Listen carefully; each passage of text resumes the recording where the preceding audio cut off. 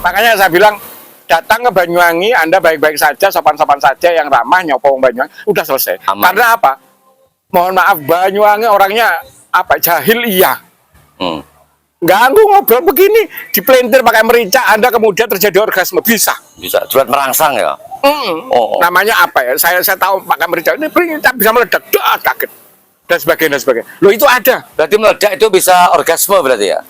Lawannya yang dituju orgasme. Ya artinya yang dikerjain tadi itu. Betul. Ya. Sejauh ini Kang Budi ketika melakukan penelitian, wawancara berbagai pihak yang memanfaatkan potensi mistis itu sendiri dari kalangan mana saja, Pak? Masyarakat biasa, pejabat atau lain sebagainya.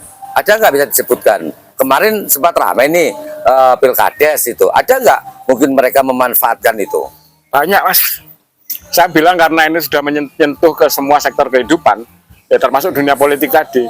Kabar terakhir itu yang saya dapat, Pilkades itu banyak hal-hal goib yang terjadi. Mohon maaf karena nggak jelas, abstrak, maka saya sebut goib aja lah, pinjam istilahnya. Ya. Ada yang disuguhi kopi belum diminum, belum disentuh, tahu-tahu tinggal separuh itu ada. Oh, Ngeri kan? Saya kalau nggak percaya saya bisa ajak ke tempat yang cerita. secara gaib pula kopi tadi udah berkurang ya? Iya, satu. Kemudian ada salah satu calon kades itu tiba-tiba mukanya bengkak hitam. Lah, sekarang ilmu apa yang dipakai kalau nggak ilmu mistis?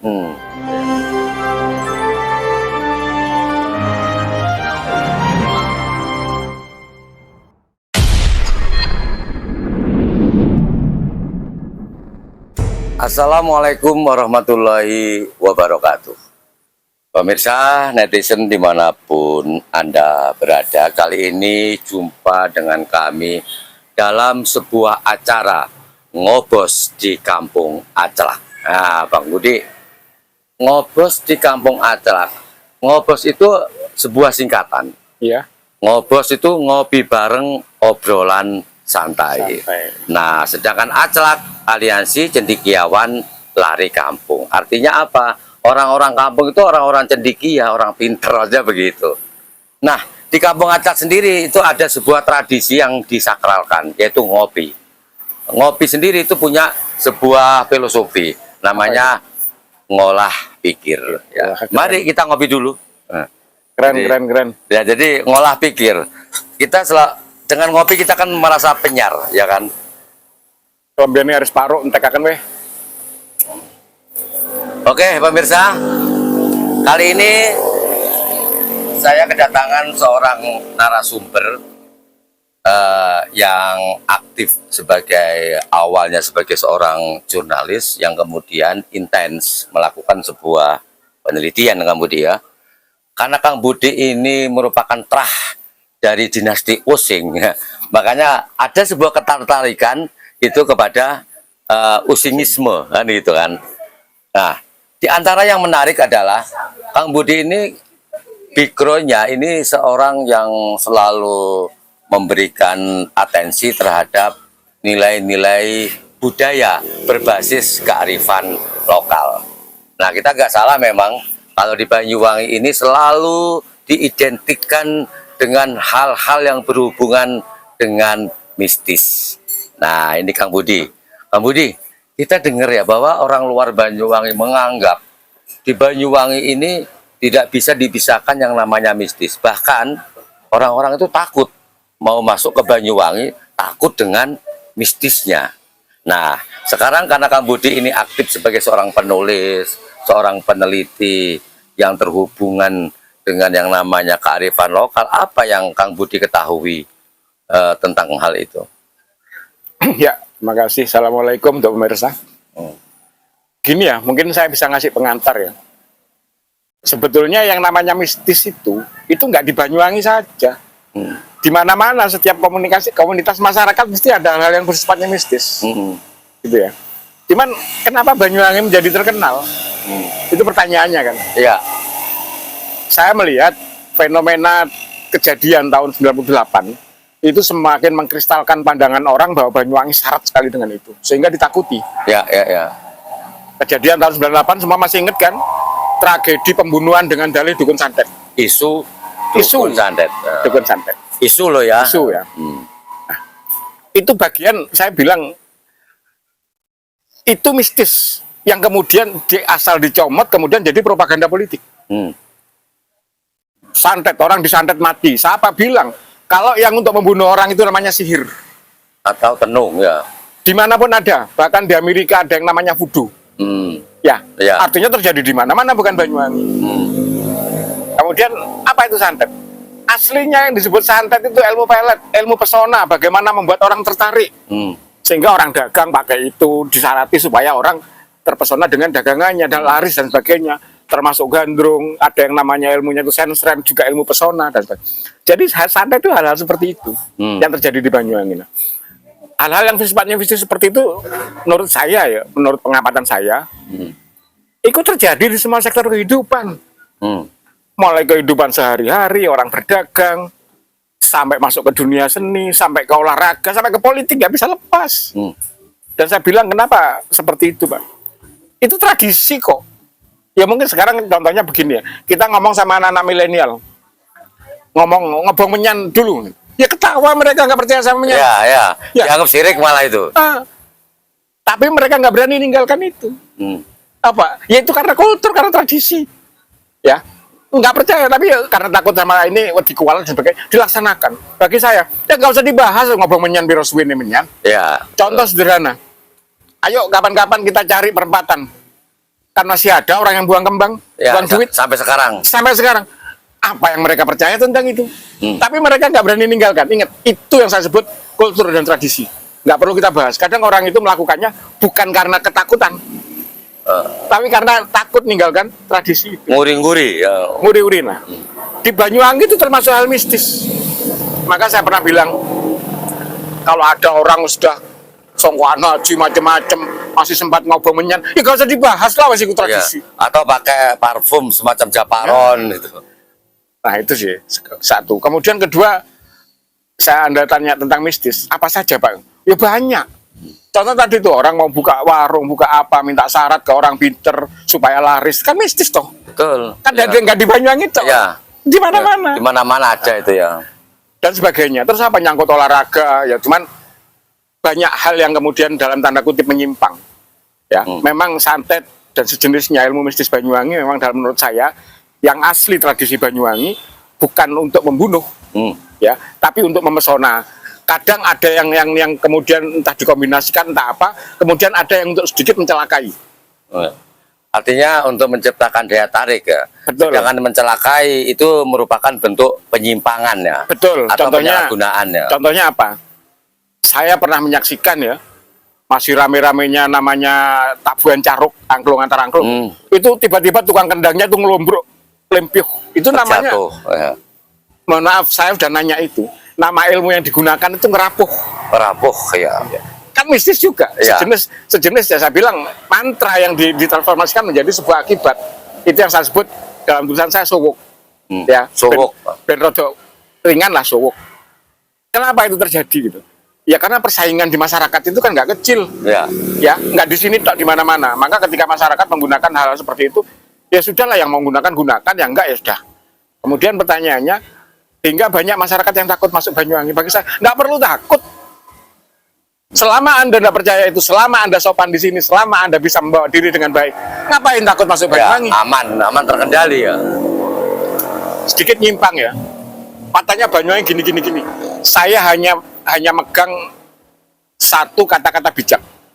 Di mana bumi dipijak, di situ langit dijunjung. Ya. Artinya, Anda siapapun masuk ke Banyuwangi, selama Anda sopan, Anda bikin macam-macam, tidak mungkin dicelakai sama orang. Nggak, yang penting kan nggak nyalah gitu ya. Nah. Ada yang menarik begini, Pak, katanya ada ilmu jaran goyang, ilmu santet yang paling keras. Setahu saya, hasil wawancara saya dengan budayawan Pak Hasan Ali dan sebagainya, jaran goyang itu juga mistis jelas ya. Sejenis ilmu santet atau ilmu pelet yang paling keras, dan itu hanya digunakan ketika orang itu sakit hati dan tersinggung. Ya. Maka saya bilang, Anda ganteng kaya, kemudian datang ke Banyuwangi, kemudian ada orang Banyuwangi yang mencintai sampean. Ya, Anda sebagai manusia tetap punya hak untuk tidak menerima itu, tetap punya hak nolak. Tapi nolak ayo sing manusiawi, Tidak menghina. aja menghina. Rupamu ngono kok seneng mbak aku, tak jamin nggak bisa pulang Anda. Ya, itu. Nah, artinya kan gak usah lah, meskipun kita di daerah kita paling terkenal, paling kaya, paling ganteng, masuk ke sini, ya sopan lah. Artinya reaksionalnya karena penghinaan Betul, tadi. itu baru digunakan ketika itu. Maka yang ditakuti adalah itu. Nggak perlu, sejauh Anda itu biasa-biasa saja. Satu, kemudian ada pertanyaan yang melalui media sosial sampai detail. Pertanyaan bagaimana menghadapi itu. Saya bilang, Mas, saya ingat ya ketika zaman saya kecil dulu ya, ketika ada anak bayi sakit yang namanya sumang itu ya, nggak dibawa ke puskesmas, Ya, sobok, ya, banyu putih ya. mintakan air ke situ. Ya. Ya, Tukang sobok. dikasih gelas, bahkan dikasih ke cup itu ya, malah diludahin, tuh, disuruh minum, sembuh. Ya. Aneh kan? Sugestinya kuat berarti ya. Saya bilang apa? Itu terbangun karena sugesti. Balik ke fenomena mistis Banyuwangi. Anda percaya bagus, nggak percaya ya udah cuek aja. Ya, Tapi ya. jangan, mohon maaf, tapi jangan nantang, itu aja. Oke, Pak Budi. Artinya Pak Budi kan cukup banyak pihak-pihak yang diwawancarai ya. Artinya di situ sudah banyak pula temuan-temuan istilah-istilah dalam dunia mistis. Nah, kira-kira Pak Budi bisa mengingat nggak berapa banyak yang sudah ditemukan dan belum ditemukan? Kalau ilmu mistis Banyuwangi ya, termasuk santet dan sebagainya ya, banyak sekali istilahnya. Bahkan orang mungkin Nggak bisa menghitung. menamainya beda-beda. Karena ilmu itu begitu kombinatif ya, segala macam-macam ya. Mohon maaf ya, sedikit kita kuat. Bahkan di tempat saya, ganggu orang tidur pun bisa. Apa ilmunya nggak ngerti aku. Jadi diganggu orang tidur itu supaya bisa mimpi dengan kita, itu ada. Ya, ya. Contohnya apa? Namanya ya nggak jelas. Ya. Masing-masing juga menamai lain-lain ya. Sampai hal-hal seperti itu. Maka kalau dibilang, ya kita klasifikasikan, misalkan ilmu pelet, ilmu pesona. Contohnya seperti gandrung, namanya ilmunya sensren. Ya, kemudian ada penglaris, macam-macam. Itu termasuk tadi itu, supaya disukai orang. Ya, ilmu pelet, akhirnya orang begitu terbayang-bayang sama kita. Ya sudah, itu jenis-jenis ilmu pelet. Ya termasuk dulu kan yang sering dipakai bisa pakai kerikil gitu ya, pakai rokok, asap Betul. rokok, Termasuk merica juga. saya bilang unik dan kombinatif, setiap ada beda. Makanya saya bilang datang ke Banyuwangi, Anda baik-baik saja, sopan-sopan saja, yang ramah, nyopong Banyuwangi, udah selesai. Aman. Karena apa? Mohon maaf, Banyuwangi orangnya jahil iya. Ganggu ngobrol begini, dipelintir pakai merica, Anda kemudian terjadi orgasme, bisa. Bisa buat merangsang ya. Namanya apa ya? Saya tahu pakai merica ini bisa meledak, kaget dan sebagainya. Loh itu ada. Berarti meledak itu bisa orgasme berarti ya. Lawannya yang dituju orgasme. Ya artinya yang dikerjain tadi itu ya. Betul. Nah, Ya. itu kan mistis. Saya ini percaya tidak percaya. Saya lama hidup di Jakarta, hidup di Bandung, bahkan di Malang ya. Awalnya saya tidak percaya apa sih ilmu itu. Tapi masih ada nggak Pak Budi? Itu? Ada. Masih ada sampai Ada. sekarang ya. Cuman sekarang kalau mereka pasca tahun 98, ketika habis tragedi pembunuhan dengan tulisan santet itu, orang-orang yang bisa ngasih minum air putih yang dijamin, sekarang nggak berani mereka. Iya takut. Saya bilang itu kan menghilangkan bagian dari kultur Banyuwangi. Iya, santet tradisi. itu. Iya kan? Padahal dulu dimintakan karena sugestinya tinggi kemudian sembuh dan sebagainya. Sekarang mereka nggak berani. Apalagi yang bisa begitu. Ngomongnya nggak bisa semua. Nggak berani. Ya takut, ada takut tadi ya. Betul. Takut dampak. Tapi ilmu itu masih ada. Sampai sekarang ya. Sampai sekarang masih ada. Oke Pak Budi. Artinya segitu banyak ragam ilmu-ilmu yang bernuansa mistis. Bahkan hampir sulit disebutkan satu persatu kan ya. Nah, artinya di Banyuwangi ini karena tadi nggak bisa dipisahkan dengan nuansa mistis, Banyuwangi layak dong disebut kota 1001 mistis berarti. Sangat layak. Ini mohon maaf ya, mohon maaf. Saya jurnalis, saya biasa pakai bahasa yang bahasa dalam tanda kutip nakal ya. Layak. Bahkan kemarin saya sama teman-teman diskusi. Banyuwangi ini hal-hal yang mistis begini, yang Banyuwangi dikenal di mana-mana. Saya bilang, ini potensi lokal, ini kekayaan lokal. Kearifan lokal. Ini kearifan lokal. Ini bisa kita jual, bisa. Kalau ini aja kita tekuni ya, satu, kita nggak harus menekuni ilmu mistisnya, tapi nuansa itu yang kita jual. Faktanya apa? Banyak layar lebar bikin film mistis di Banyuwangi. Banyuwangi berburu sekarang ini. Karena mereka mencium aroma itu, mistisnya luar biasa Banyuwangi. Nah, laku kan yang mistisnya. Apa? Masih banyak. Itu bagaimana Rawabayu? Sampaian datang ke Rawabayu di sekitar desa sana.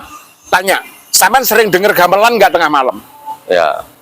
Orang sana cerita, malam ada bunyi gamelan di hutan, udah biasa bagi orang sana. Iya. Mungkin bagi orang nggak ngerti, Menakutkan ya. Nah, menakutkan. katanya seperti itu. Itulah yang saya maksud dijual. Alas Purwo, siapa yang tidak kenal? Ya, datang aja ke sana, cerita, wah ini situs kawitan ditemukan begini. Cerita mistisnya yang kita jual, nggak harus kita masuk ke mistis Betul. itu. Pak Budi, Betul. sebenarnya kalau melihat potensi mistis ini ya, Dinas Pariwisata kan bisa menggarap dijadikan sebagai wisata mistis ya. Artinya ada jaminan bahwa mereka saat ini kan dalam ketakutan dampak daripada isu santet 98. Nah, kalau di Spar ini misalnya mau menggarap wilayah ini kan bisa juga toh Pak Budi. Kalau Betul. saran Pak Budi gimana?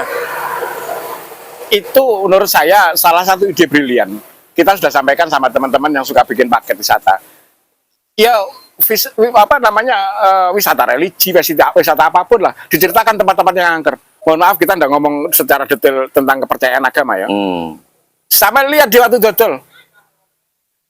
Saudara-saudara kita umat Hindu ngambil air suci di situ. Iya, di bawahan itu ya, di bawah Watu Dodol Iya. itu ya. Airnya kan masih air apa? Air murni di situ. Betul. Mistis nggak? Ya kalau Yang kita sih biasa. mempercayai. Nah, itu yang harus kita jual. Nah, kemudian di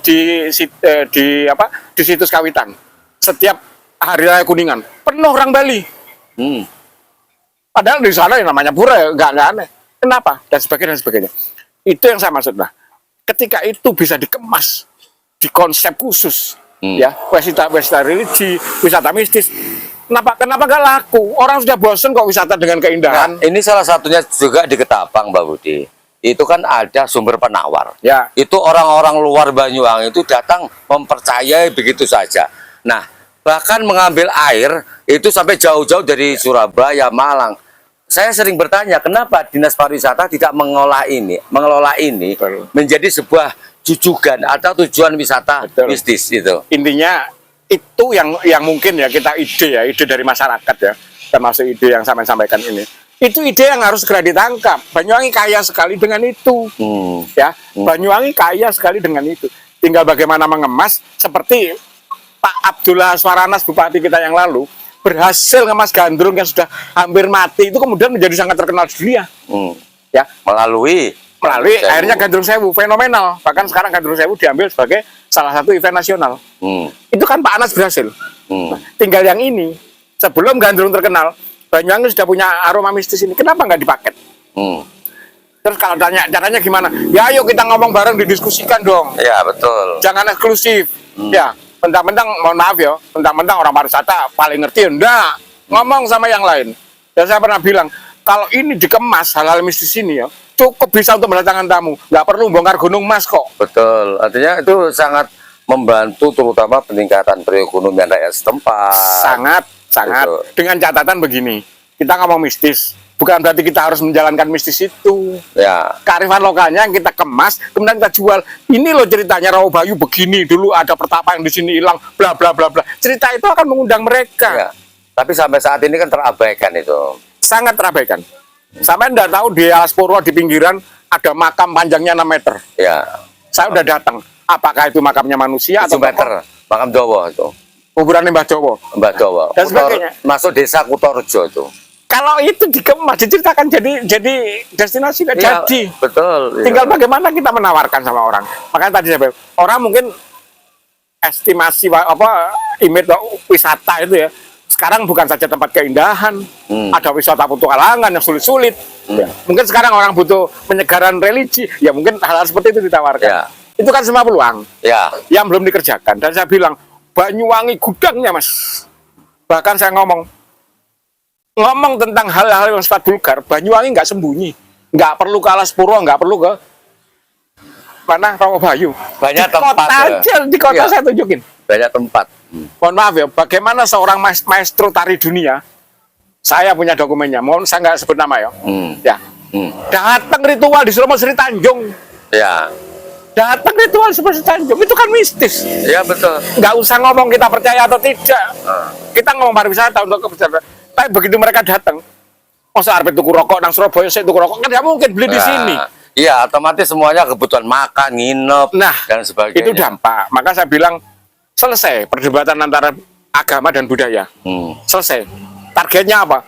Kita maju, Banyuwangi dikenal. Sekarang Banyuwangi sudah dikenal. Tinggal bagaimana kita memperbaiki diri, menjual agama.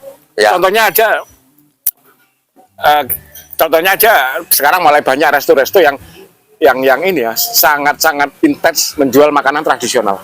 Saya bilang sama adik-adik yang belajar nulis ya, ojo nulis budaya kejeron deh, nulis panganannya dari buku. Bener muncul.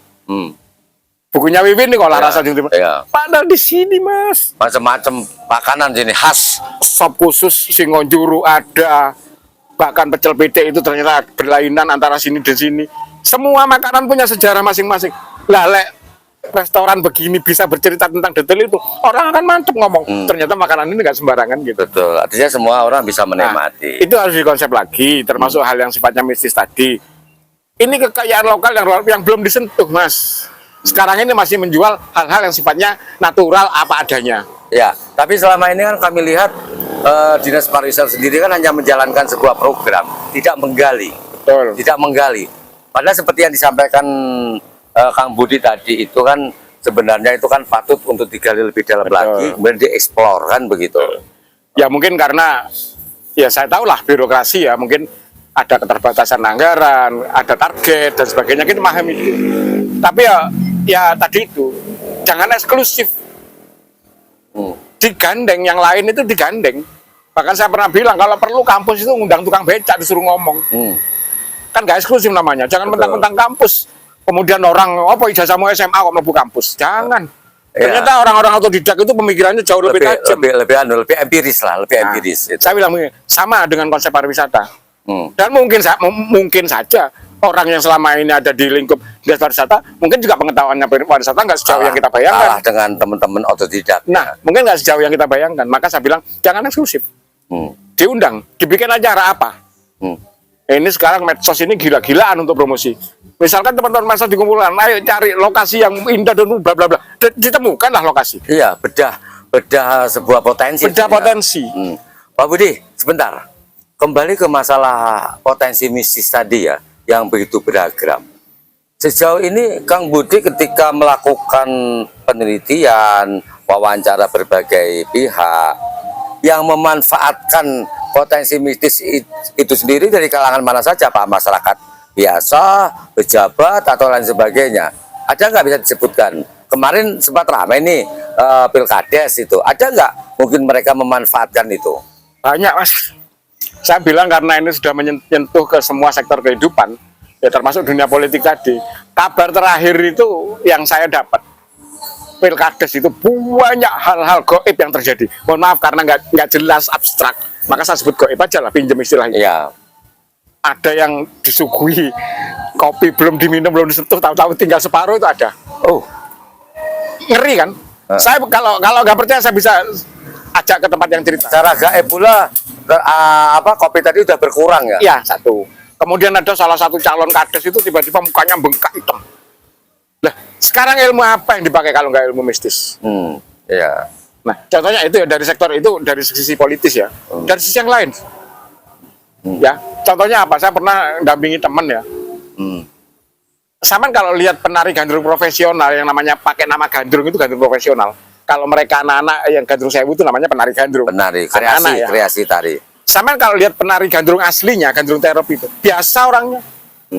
Tapi begitu pakai omprok mempesona sekali ketika di atas Iya. pentas. Daya pikatnya luar biasa ya. Apa? Pakai ilmu Mas. Saya ngomong, saya sudah jadi buku saya gandrung itu sudah banyak. Ya. Mereka pakai nama tunjukkan aja saya. bukunya udah jadi. Kemudian buku gandrungnya nggak ada. Oh gitu. Saya sudah nulis tentang gandrung, sudah wawancara banyak. Itu namanya ilmunya sensren. Kadang mereka nggak ngaku, saya nggak pakai. Terus kamu dari mana bedanya? Enggak, orang yang dandanin saya. Nah, wes nggak usah dibahas. Paham? Sudah tahu artinya. Sudah tahu artinya. Berarti kan kamu nggak ngerti beda itu dari mana dan sebagainya. Tapi kesimpulannya, gandrung itu pasti pakai ilmu namanya ilmu Sensren ya. namanya sensren. Sensren. Begitu siapapun lah, sejelek apapun, setua apapun, apalagi masih muda kinyis-kinyis. Begitu pentas nari gandrung mulai orang gergeten kok. Melebihi sang bidadari ya. Nah, itu kan ilmu Mas. Kan nggak tersembunyi, hanya tersembunyi bagaimana dapatnya. Satu lagi yang misterius yang kemarin sudah dijadikan tema gandrung sewu, tuamprok. Mereka mulai berubah dari manusia biasa menjadi sesuatu yang lain itu ketika omprok sudah dipasang. Itu mulai berubah. Dan saya wawancara dengan gandrung. Makanya gandrung-gandrung yang profesional itu mahkotanya ini omproknya nggak ditaruh sembarangan. Saya tanya, mana omprokin samain bok itu digantung. Terus saya main di tempat itu taruh di kain gitu ya digantung. Oh, kok sampai segitunya ya? Sampai segitunya. Hanya nggak boleh taruh di bawah ya? Kalau itu untuk profesional karena itu pusaka. Begitu selesai dia belajar, prosesnya panjang sampai dipupuh pakai cairan itu supaya bening, supaya ini ya.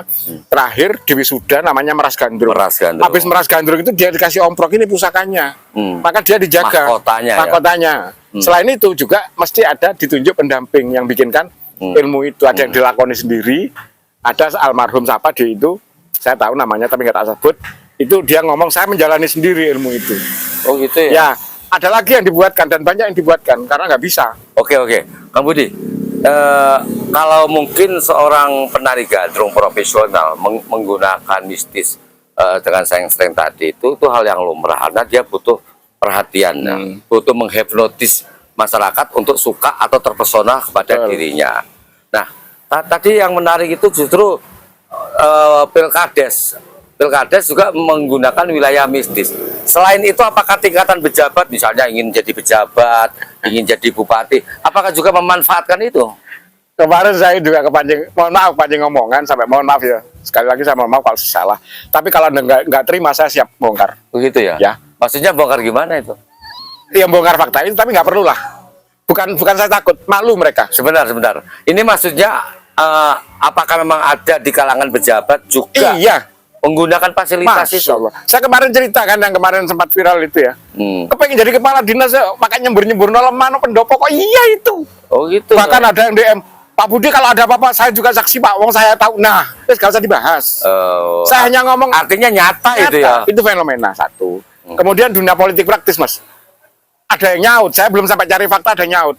Pak, tak tunjukkan Pak, saya udah habis ke rumahnya orang Pak apa? Tuh, fotonya caleg di sana banyak, wis gak usah dibahas. Oh gitu. Di rumah dukun-dukun itu ya. Artinya apa? Ya sudah lah, percaya nggak percaya bagus, nggak percaya. Itu fenomena di Banyuwangi. Dan saya bilang kata-kata bijaknya ya. Kok mereka percaya? Ya beno lah, mungkin itu ikhtiar mereka. Karena apa? Nggak menarik nggak menarik kemungkinan, nggak menutup kemungkinan bahwa mereka juga butuh pesona supaya dilihat rakyat. Begitu ya. Nah, iya kan? Karena ilmu santet itu ilmu pesona kan. Enggak, artinya gini, ada yang menarik menurut saya ya. Ketika kita bicara jabatan kepemimpinan, itu kan nalar logika. Sementara orang kalau mau memilih, katakan ini pilkades atau pilkada, atau mungkin penunjukan, karena kan skillnya, karena kemampuannya. Loh, begitu besarkah kebutuhan terkait dunia mistis untuk menopang ini semua gitu? Kalau mengukur besar tidaknya saya nggak tahu ya, relatif ya. Tapi orang begitu percaya. Yakin betul ya? Yakin. Maka saya bilang begini ya, santet ini fenomena. Ya, fenomena yang tadi itu. Saya itu lama hidup di Jakarta, Mas. Hidup jauh dari Menyan. Ya, hidup di Bandung sampai terakhir di Malang. Saya nggak percaya Banyuwangi. Tapi begitu pulang nangis saya. Saya kok kecantol sama cucunya gandrung. Loh, serius. Akhirnya itu ya. Saya tekuni, luar biasa Banyuwangi. Dengan apa yang saya bisa menulis, ini akan menjadi sudah 15 buku saya tulis ya Mas. Fenomena seperti itu. Soal mistisnya itu ya. Gak mistis toh, tentang budaya juga. Maksud saya, terlepas mereka percaya atau tidak, ini bagian mungkin rezeki saya nulis itu. Nyatanya buku saya ludes. Oke, Pak Budi. Bicara buku sekarang nih. Ayo kita ngopi lagi, ngolah pikir biar lebih penyiar. Ya. Oke, Pak Budi. Kita sekarang bicara spesifik soal santet. Saya punya referensi. Kalau anggapan santet secara nasional kan dianggap negatif ya. Betul. Negatif. Nah, saya berangkat dari etimologi bahasa dulu ya. Artinya dalam etimologi bahasa itu memang meniscayakan adanya kesamaan atau keserupaan sebuah istilah atau nama antar daerah. Tapi belum tentu makna dan tujuan kan sama. Betul. Nah, santet di Banyuwangi yang saya pahami, mohon maaf, mungkin beda dengan Pak Budi. Santet Banyuwangi ini ada dua pengertian yang saya gali ya. Pertama, secara harfiah. Santet ini ada dan digunakan semata-mata untuk membuat orang yang awalnya tidak suka menjadi suka. Ya. Yang nggak mau menjadi mau, betul. Yang nggak cinta menjadi cinta. Ini secara harfiah. Definisinya seperti itu. Seperti harfiah loh ya. Oke. Sekarang cara akronim, santet, kelaksan, gentet, atau bersatunya dua hati, dua cinta untuk hidup selamanya. Kalau menurut pandangan Pak Budi gimana? Itu fenomena budaya, Mas. Itu istilahnya kalau saya pakai istilah. Ya. Itu tradisi seperti itu, istilahnya pakai ilmu gatuk-matuk begitu kan setelah sebelumnya fenomena itu terjadi.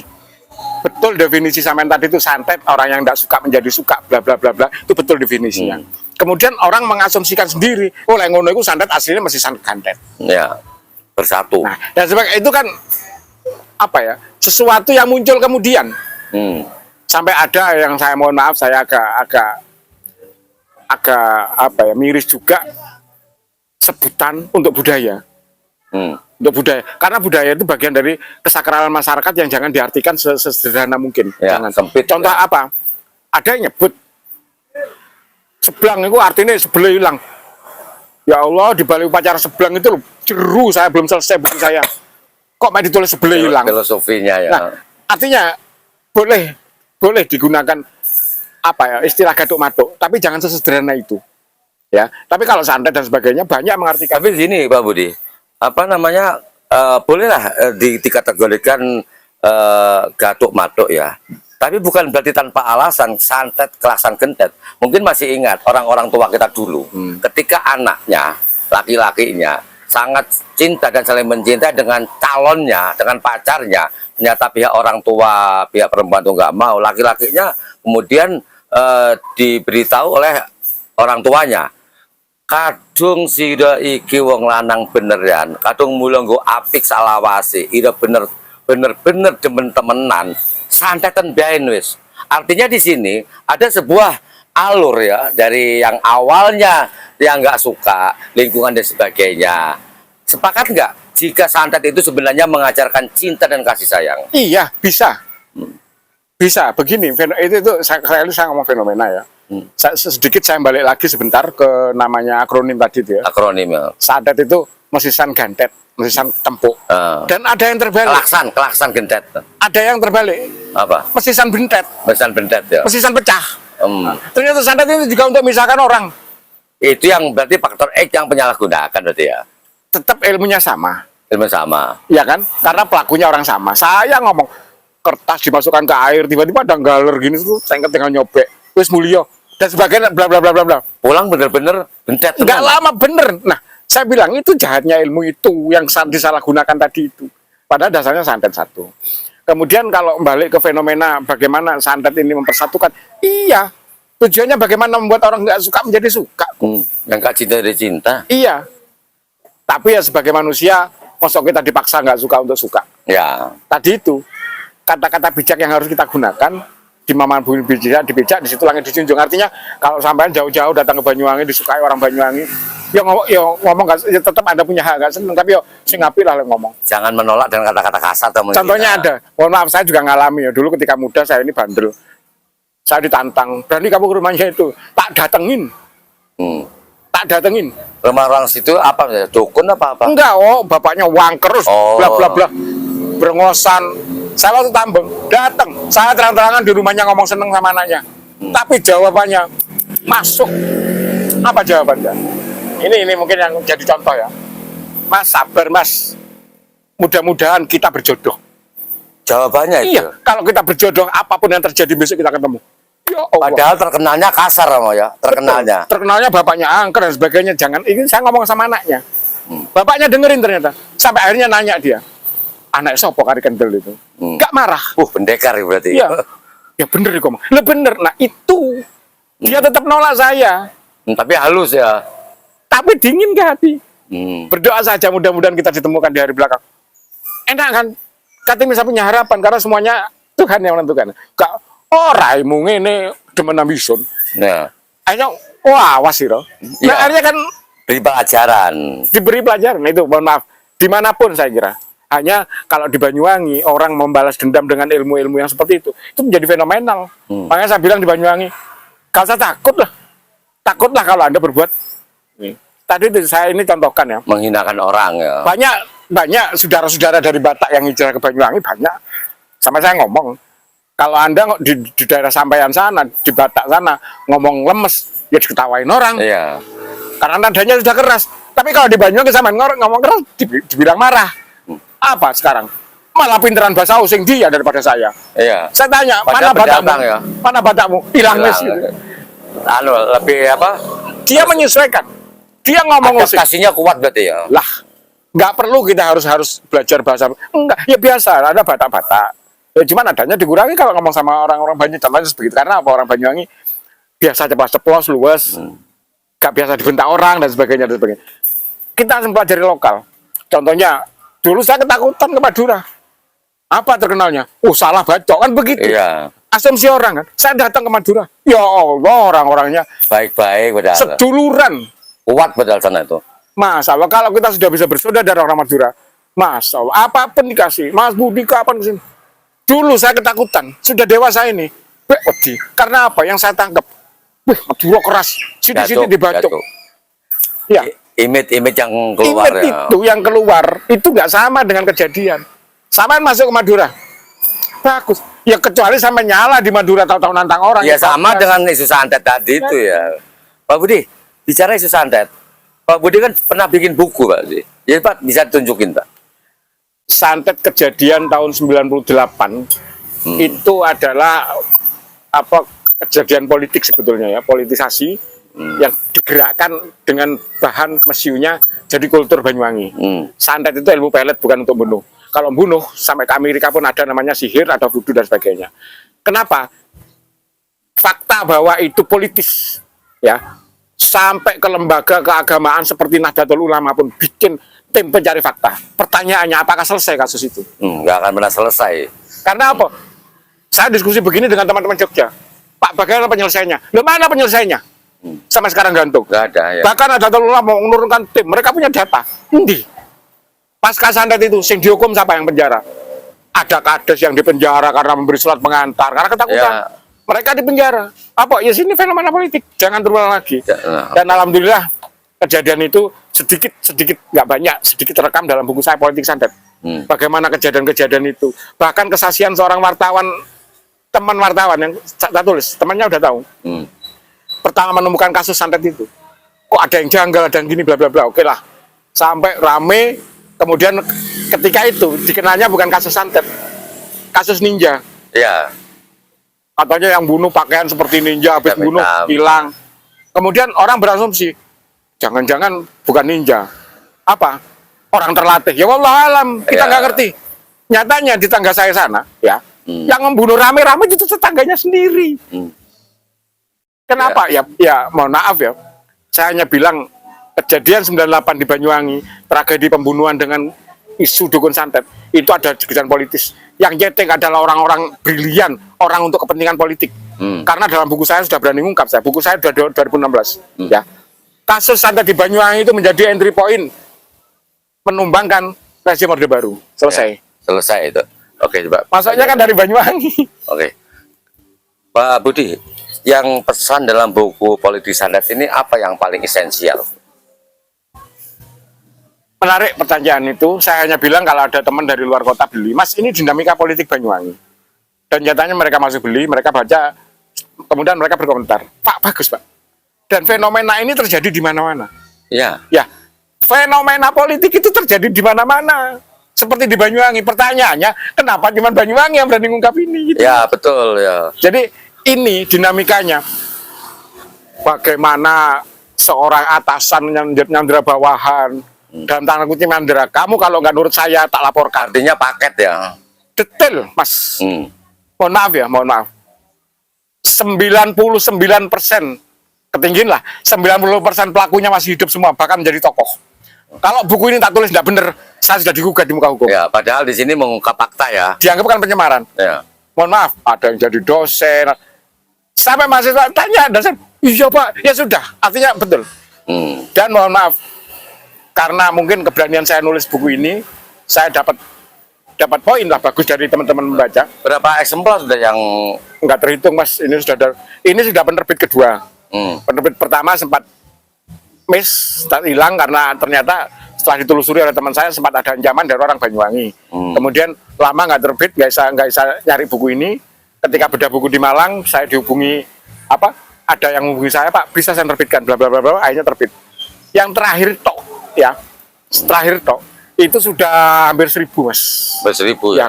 Dan setiap hari, mungkin setiap hari, saya selalu bilang, Mas, Cetakan kedua ya. iya, penerbit kedua. Penerbitan Ya. kedua ya. Ini fenomena di Banyuwangi. Malah mereka ngomong, bagus Pak, pertanyaan ini sudah terjadi di mana? Loh iya, kenapa Banyuwangi yang bisa nulis? Oke, pemirsa. Jadi Anda kalau ingin tahu ya bagaimana sih sebenarnya di balik sebuah peristiwa isu dukun santet 98 itu, sebagian besar sudah diungkap di sini dengan fakta-faktanya dan narasumber pelaku langsung ya, pelaku langsung di sini. Anda bisa mendapatkan, bisa langsung ketemu Pak Budi pesan, atau nanti bisa chat di video tayangan kami ini ya. Nanti kami sambungkan kepada yang bersangkutan. Oke Pak Budi, sebelum kita akhiri, mungkin ada pesan-pesan buat masyarakat supaya kembali bahwa tadi kan sepakat bahwa Banyuwangi ini dulu kan pernah sempat gara-gara isu santet seolah-olah dicap Banyuwangi kan kota santet. Menakutkan ya. Kota santet. Nah, padahal di sini ini ada 1.001 mistis. Makanya Banyuwangi jauh lebih layak dinobatkan sebagai Banyuwangi kota 1.001 mistis. Saya sangat setuju. Dan mistis itu ramah. Mistis itu jadi bagian kehidupan masyarakat sehari-hari. Maka saya bilang, tadi saya gambarkan, image saya, orang Madura keras. Padahal saya juga ada darah Madura sedikit. Saya takut, dan sebagainya. Masuk ke sana, ya Allah, orangnya ramah-ramah. Ramah, betul. Nah, persaudaraannya tinggi loh itu. Artinya, image yang beredar di luar belum tentu benar. Maka saya bilang, Anda yang takut ke Banyuwangi, datang ke Banyuwangi, Banyuwangi ramah. Sejauh Anda tidak macam-macam. Sejauh Anda tidak dalam tanda kutip sombong, menyombongkan diri, dan tidak menantang-nantang. Ya Allah, nggak akan ada kejadian apa-apa. Aman, aman. Saya jamin. Malah Anda saya tunjukkan keindahan.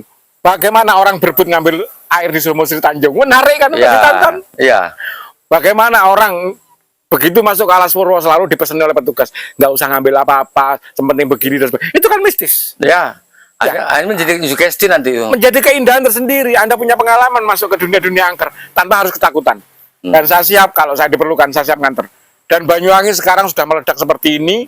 Masyarakat Banyuwangi yang disebut masyarakat Osing yang dulunya tertutup, sangat tertutup, sekarang terbuka. Bahkan Anda masuk ke dapurnya orang Osing, tanya, ini masakan kok enak bumbunya apa, didetailkan kok cerita. Artinya Banyuwangi itu ramah, nggak usah takut. Monggo, datang ke Banyuwangi, saya siap mendampingi. Oke, nah ini sesuatu yang menarik buat masyarakat, terutama dari luar Banyuwangi yang ingin ke Banyuwangi. Pak Budi ini kan sudah maral melintang di berbagai dunia mistis terutama. Itu. Mungkin ada pesan lagi?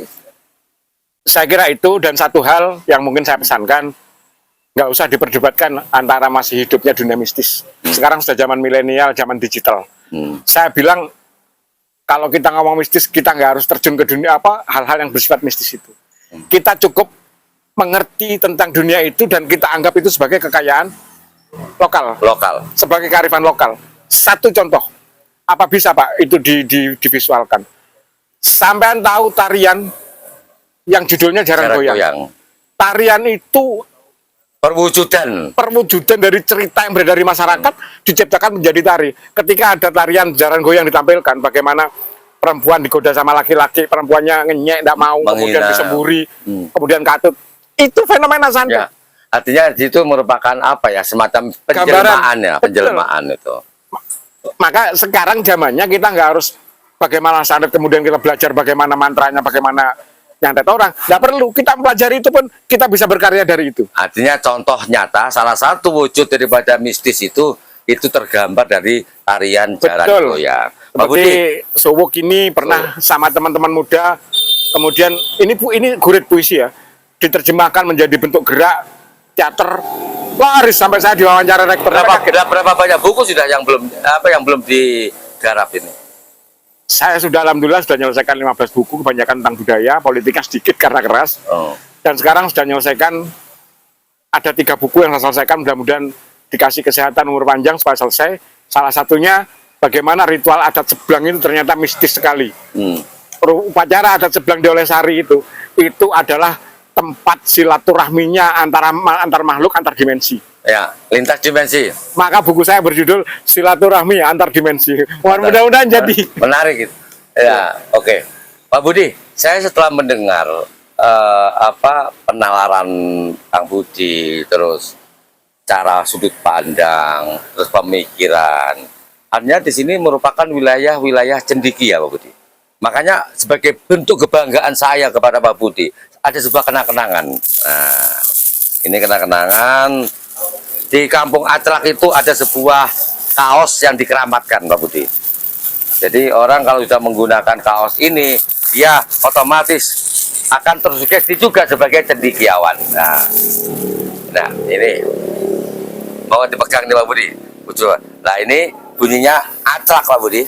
Aclak, Aliansi Cendekiawan Lari Kampung. Artinya orang-orang kampung itu orang-orang pinter, orang cendekia. Ini channel YouTube-nya. Ya ini jadi the power of village. Jadi kehebatannya orang-orang kampung. Desa. Nah, terus ini ngobos, ngopi bareng, obrolan santai. Artinya di Kampung Aclak itu ada kebiasaan gesah sambil ngopi bareng. Karena ngopi sendiri ngolah pikir, ya, kemudian memecahkan sesuatu, merumuskan ide-ide tertentu. Oke, sampai terima dulu ya. Terima kasih. Dan jujur bukan karena saya dikasih, tapi saya setuju dengan ungkapan ini. Karena tradisi orang Banyuwangi adalah gesah.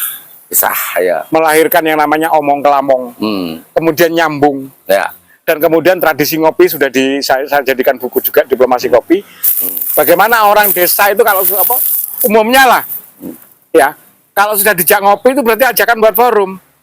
Justru sering pecah masalah itu karena kita ngopi bareng. Ada tema. Artinya mulai sekarang dengan adanya Kampung Aclak itu kita rumuskan segala bentuk pikiran itu diwadahi, kemudian diwujudkan dalam sebuah karya. Oke pemirsa, itu dulu kisah kita sore hari ini dengan Kang Eko Budi Using Setianto, terkenalnya Budi Using. Nah, pengarang buku tadi sudah kita tunjukin mulai dari politik santet, subuk dan lain sebagainya. Mudah-mudahan ini akan memberikan kemanfaatan bagi kita semua. Wassalamualaikum warahmatullahi wabarakatuh. Waalaikumsalam. Oke, terima kasih Kang Budi. Mudah-mudahan sehat selalu. Monggo ngopi lagi Kang Budi.